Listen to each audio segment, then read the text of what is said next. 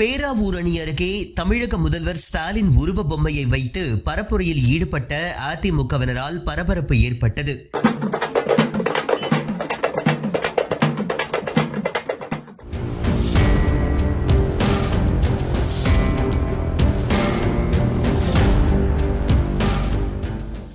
அதிமுக பொதுச் செயலாளர் எடப்பாடி பழனிசாமி மக்களை காப்போம், தமிழ்நாட்டை மீட்போம் என்கிற முழக்கத்தை முன்வைத்து தமிழகம் முழுவதும் சுற்றுப்பயணம் மேற்கொண்டு வருகின்றார்.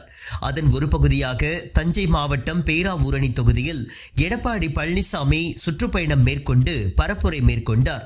அப்போது அதிமுகவின் எம்ஜிஆர் இளைஞரணி சார்பில் முதல்வர் ஸ்டாலினின் தோற்றத்தை கொண்ட உருவ பொம்மை ஒன்றை வைத்து பிரச்சாரம் செய்ததால் பரபரப்பு ஏற்பட்டது.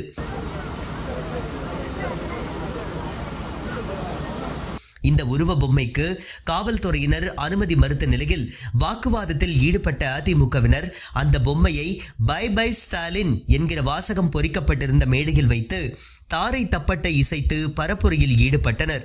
எம்ஜிஆர் இளைஞரணி துணை செயலாளர் ராமலிங்கம் முன்னிலையில் நடந்த இந்த நிகழ்வால் அங்கு சிறிது நேரம் பரபரப்பு நிலவியது. முன்னதாக எடப்பாடி பழனிசாமி தனது அறிக்கைகளில் முதல்வரை விமர்சிக்கும் போது பொம்மை முதல்வர் என்று முதலமைச்சர் ஸ்டாலினை தொடர்ந்து விமர்சனம் செய்து வந்தது குறிப்பிடத்தக்கது.